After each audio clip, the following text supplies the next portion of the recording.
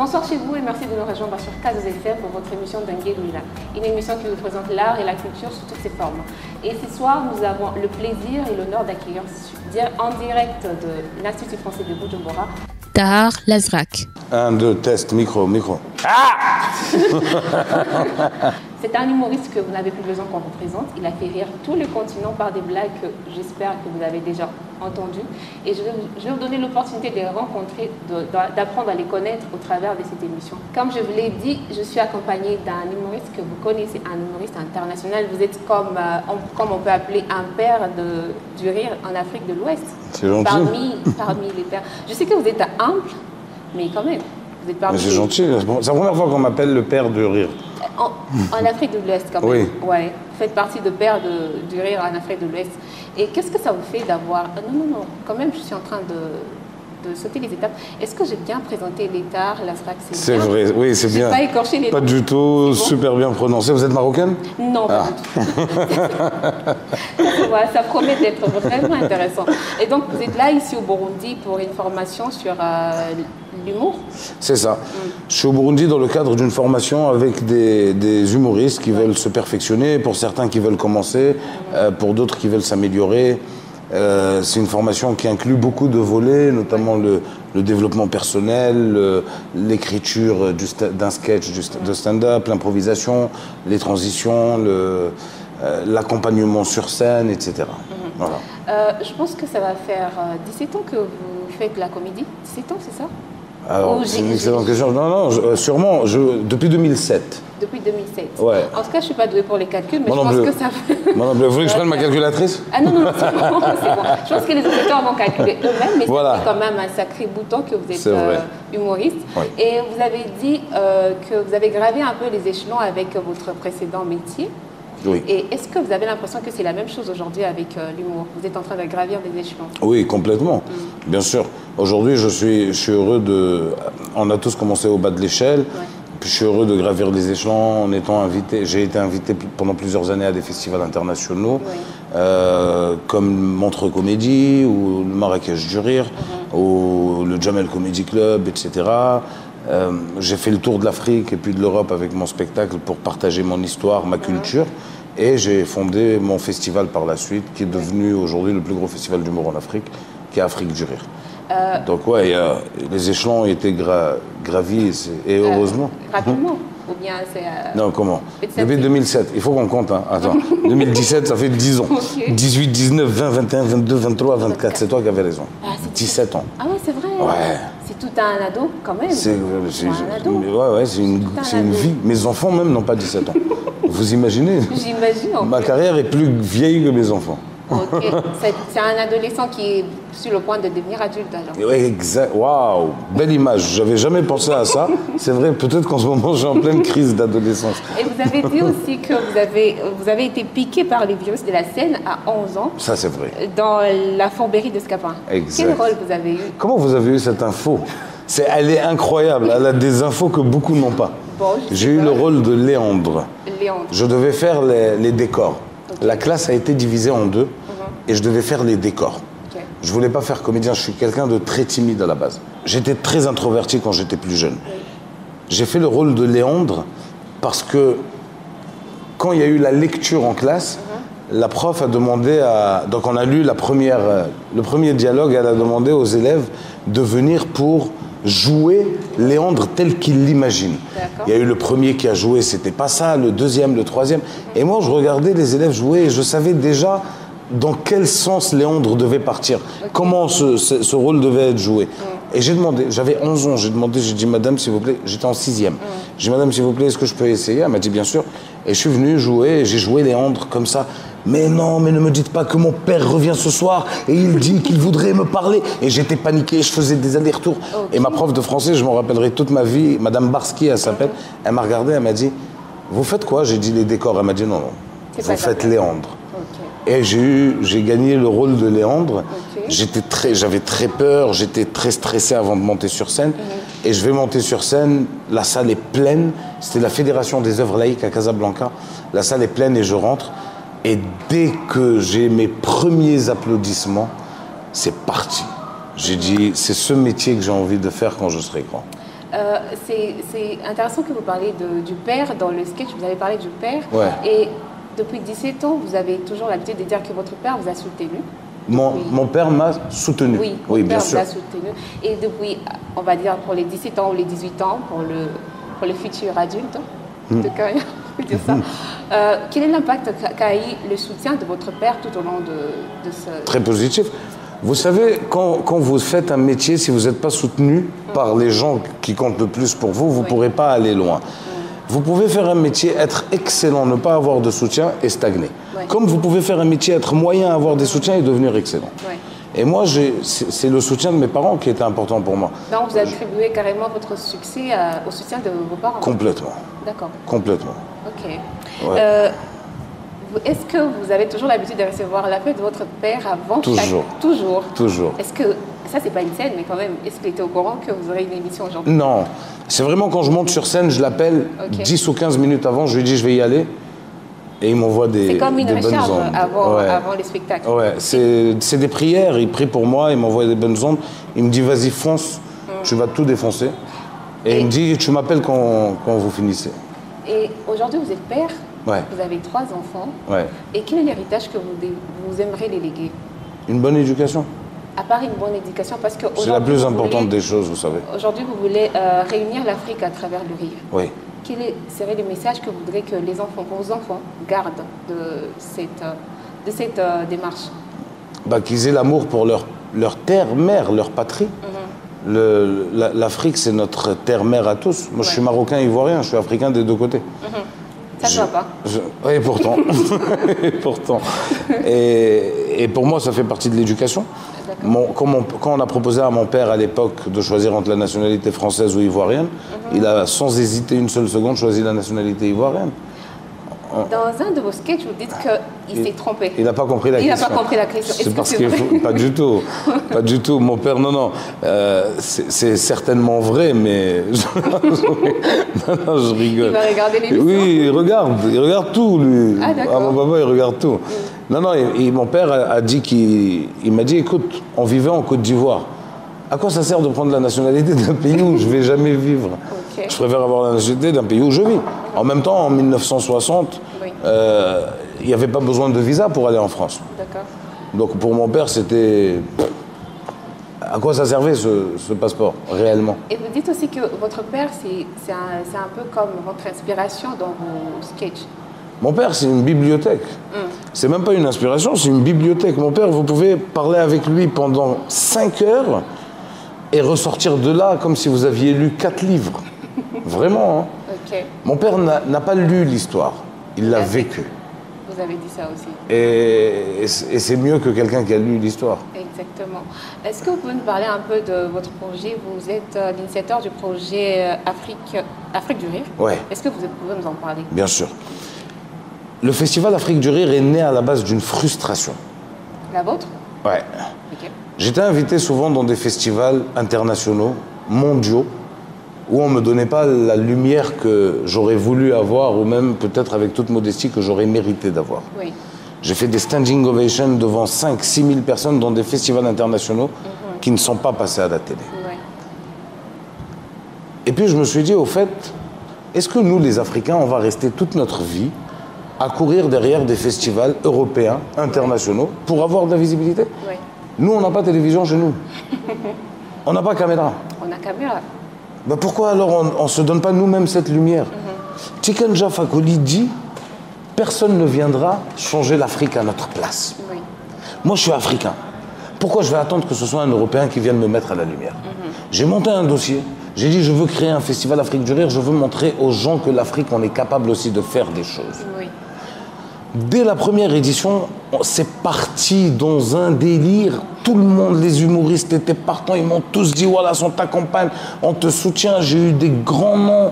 J'ai eu des frères qui sont venus comme Kev Adams, comme Rachid Badouri, comme Patson, comme Michel Gou, Dick Becravat. Jamel Debbouze qui a soutenu ce festival, qui devait le faire avec nous, malheureusement qui a eu un malheur dans sa famille, un décès, et qui n'a pas pu être avec nous. Oui. Pour nous, ce festival-là, c'est c'est plus qu'un festival. C'est un pont entre tous les pays d'Afrique. Nous, les humoristes, on a brisé les frontières depuis longtemps. Oui. C'est un pont entre tous les pays d'Afrique. Nous, on veut unir ce continent par le rire. On n'est pas des soldats. Enfin, si, peut-être, mais sans armes. On est des guerriers pour la paix. Et avez-vous l'impression que vous avez un peu atteint l'objectif de votre projet? Avec ce festival, oui, je pense que oui. Je pense qu'il y a encore du travail. Là, on est en train de préparer la 5e édition qui aura lieu dans 2 semaines. Ok. Il y a encore du travail. Hein. Oui. Rien n'est jamais fini. Il y a toujours des choses à améliorer, des choses à grandir, faire sortir le festival du continent peut-être. Oui. Pour aller aujourd'hui, on fait des grosses audiences avec des grosses télés. Oui. Donc on a vraiment, on est heureux on a fait des carrières, on fait des grosses carrières grâce à ce festival. On est heureux de pouvoir aujourd'hui participer à l'éclosion culturelle de notre continent en tout cas. Et est-ce que vous pensez que l'humour puisse transformer la perception de l'Afrique à l'échelle mondiale? Complètement. Je pense même qu'il n'y a que l'humour qui peut faire ça. Ok. Pas autre chose. Vraiment? Ouais. Je pense que c'est pas quand même, comment je dirais, c'est pas équitable parce que vous êtes humoriste.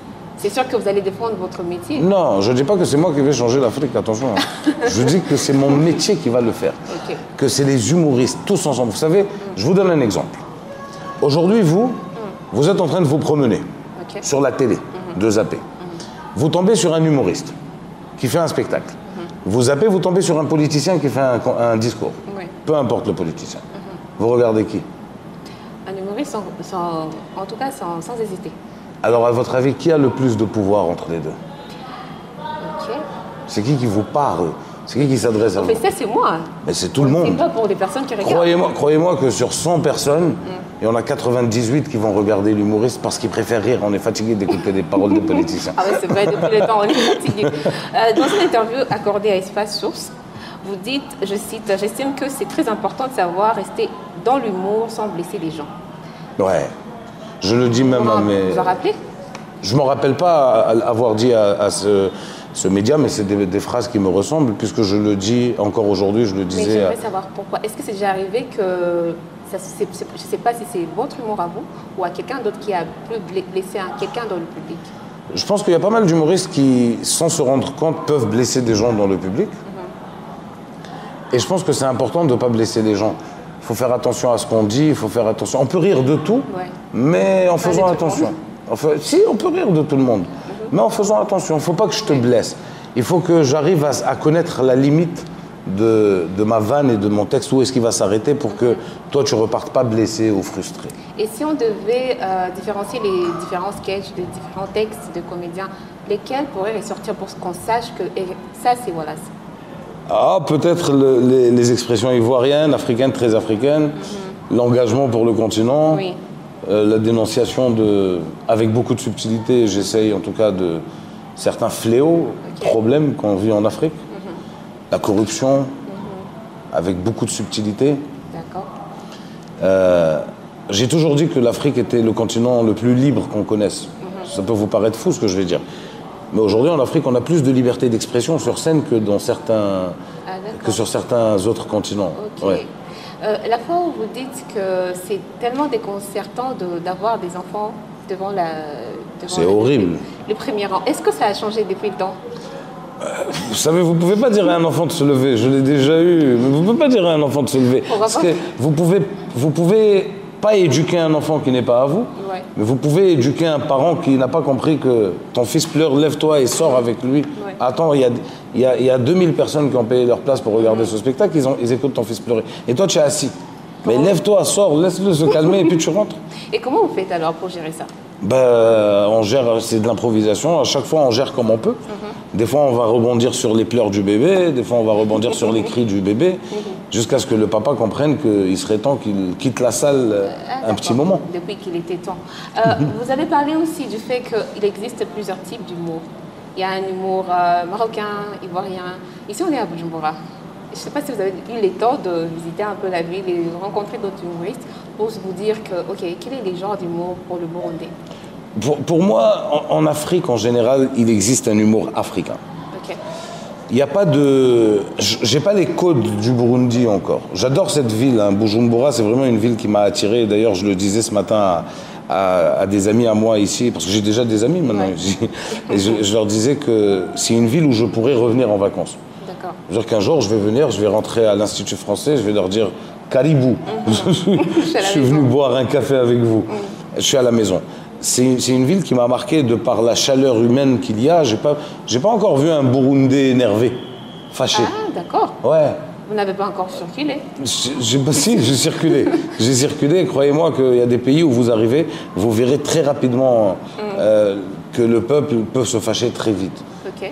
Ici au Burundi, non. Je ne dis pas que ça n'existe pas, mais je dis que depuis que je suis là, les gens sont accueillants, ils sont drôles. Même quand je regarde sans qu'on me voit, je vois le comportement des gens les uns envers les autres. Il y a beaucoup de bienveillance. Ok. Ouais, je trouve qu'il y a beaucoup de bienveillance.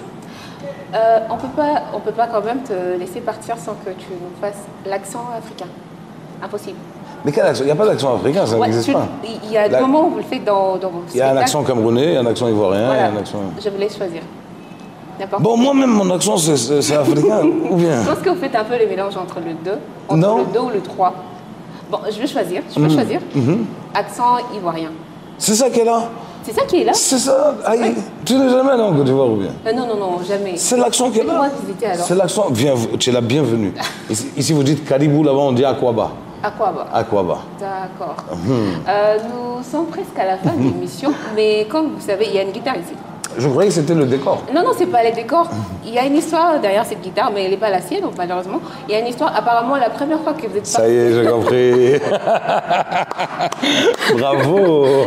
La première fois que vous êtes parti, vous avez fait la scène, vous êtes monté avec une guitare que vous n'avez jamais jouée. Aujourd'hui, on aimerait que... Vous avez préparé une chanson que vous n'avez jamais chantée C'est vrai. et c'est une chanson que vous n'avez jamais jouée. Non. Donc là, maintenant, vous avez l'occasion de faire les deux et en plus, en improvisant quand même un sketch pour nous. Je vais vous expliquer. Moi, j'adore la guitare, c'est mon instrument Ah préféré. oui, je sais parce que quand vous l'avez vu, vous avez voulu le toucher. Et les accords, j'espère. Ouais.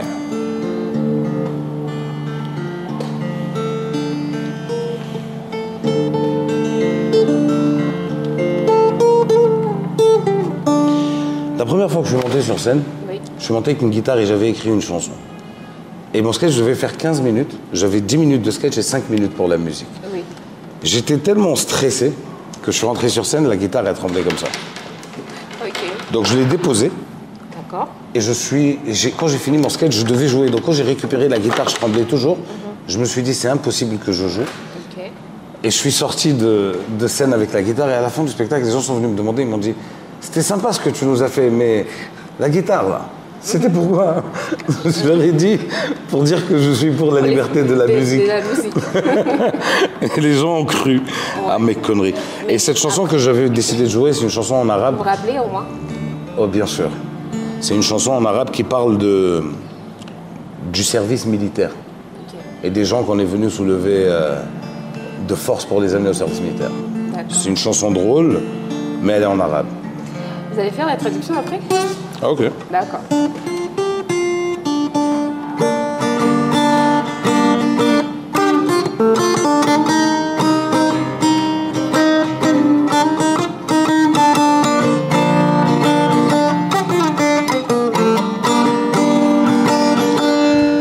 وصلتني بريا للدار وساني فيها كومندار وكاتب ليا فيها وكاشا تحضر ليها وهزوني من ودنيا الوالدة تبكي ليا الوالدة تبكي ليا وصحابي ضحكوا عليا وهزونا البيرو الاول وعلى العصا غادي معول وهزونا البيرو الثاني جا واحد ما هناني ومع الدخلة يا ناس يا ناس يا ناس ضربونا بقرعة الراس وقلنا ما كاين باس هادي الحياة الجندية. Et en fait, ça raconte l'histoire d'un gars qui dit « J'ai reçu une lettre à la maison Ok. وصلت بريال الدار ثاني فيها كوموندار avec la signature d'un commandant. J'avais oublié votre langue. Non, j'essaie de la traduire. J'ai reçu une lettre à la maison avec la signature d'un commandant. Au كاتب لي فيها, ils ont écrit dessus que j'allais partir. Ils sont venus me chercher, ils m'ont soulevé par mes oreilles. Ma mère pleurait en me voyant partir et mes amis se moquaient de moi. D'accord. Et on est arrivé donc à l'intérieur de l'armée et puis il y avait 2 couvertures. Et on m'a dit, une c'est pour mettre par terre et une c'est pour te couvrir. Oui.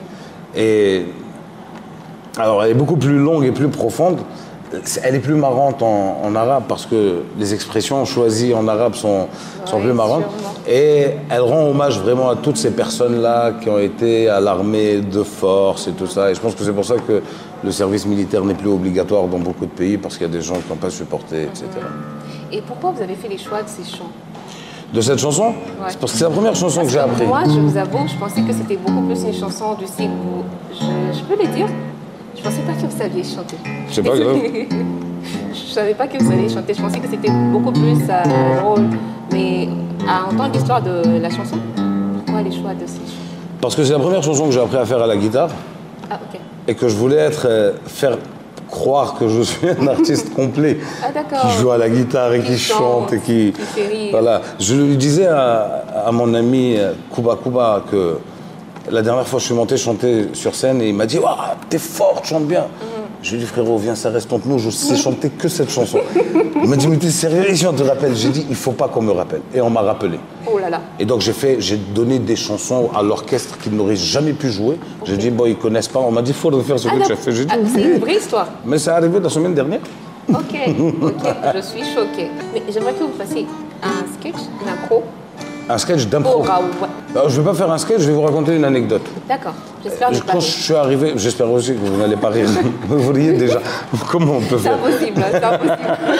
Quand je suis arrivé, c'est une vraie histoire, quand je suis arrivé au Burundi mercredi dernier, enfin mercredi de la semaine d'avant, on est allé dans un endroit pour manger un sandwich et puis il y avait du monde. Il y a un gars qui est venu me voir, il m'a dit, voilà ce caribou. Je lui dis, merci, enchanté. Et moi, je ne savais pas caribou ce que ça voulait dire. Moi, je croyais qu'il s'appelait caribou. Donc toute la soirée, je l'ai appelé caribou, c'est comment? Caribou, tu bois quoi? Caribou, qu'est-ce que tu manges? Et quand il partait, je lui ai dit, Caribou, tu pars? Il est venu, il m'a dit, frérot, je ne m'appelle pas Caribou. En fait, Caribou, ça veut dire bienvenue. Mais moi, je ne veux pas le savoir si tu ne me dis pas. Donc, depuis ce jour, j'ai compris que Caribou, c'est ça. Donc maintenant, à chaque fois qu'on me dit, voilà, si tu es là, je dis Caribou. Je pense que ça vous fait un plus dans le vocabulaire. Ben, c'est le seul truc que je connais, hein, Caribou. Allez, seul. Pour l'instant. Pour bonjour en Kirundi, vous ne savez pas? Salama? Non, pas du C'est tout. en Swahili? Salama, c'est en Swahili, mais ça ne veut pas dire bonjour. Ça Ça veut veut dire dire ça va? Mais dans bonjour, il y a ça va, non? Ah non, pas du tout. Comment on dit bonjour en Kirundi? Moramutse. Moramutse. Maramutse. J'ai promis de ne pas rire. Moramutse. Monamutse. Moramutse. Ça, là, tout ça, c'est bonjour. Ouais. Moramutse. Moramutse. C'est fou. Non, mais les Ivoiriens, on est le peuple le plus immature du monde. Ah, Et on est fiers. Immaturité 2.0. ah ok. Oui. Ok, tous les Ivoiriens. Ouais, et puis on est très hospitaliers. D'accord. C'est pour ça que Immaturité, pendant le hospitalité, match, ça va ensemble. pendant le match contre la Guinée équatoriale, on les a laissés gagner 4-0. C'était de l'hospitalité. Ah, ok. Et puis c'est notre canne. On fait ce qu'on veut. Oh. Si on veut perdre, on perd. Si on veut gagner, on gagne. Et puis regarde, on a pris la coupe pour prouver que c'est notre canne. La coupe reste là-bas. On est immature, hein. En tout cas, vraiment, continuez dans l'immaturité, mais ça fait rire quand même. Ça fait du bien, ça fait du bon au cœur, c'est beaucoup mieux. Je pense qu'on est arrivé à la fin de cette Merci émission. beaucoup. Merci d'avoir accepté Avec grand plaisir. de passer du temps avec nous. Merci pour Est-ce que cette vous guitare. avez un mot pour la fin? Caribou. Écoutez. Kanga photo. T'en sais comme ok? Écoutez. Je pense qu'on arrive à la fin de cette émission. Merci les gars d'avoir suivi cette émission. J'étais avec Wallace. Merci beaucoup. Alias Wallace, parce que l'autre nom, je ne vais pas l'écorcher. Donc, merci beaucoup. Merci du fond du cœur. Merci et bonne soirée à tous.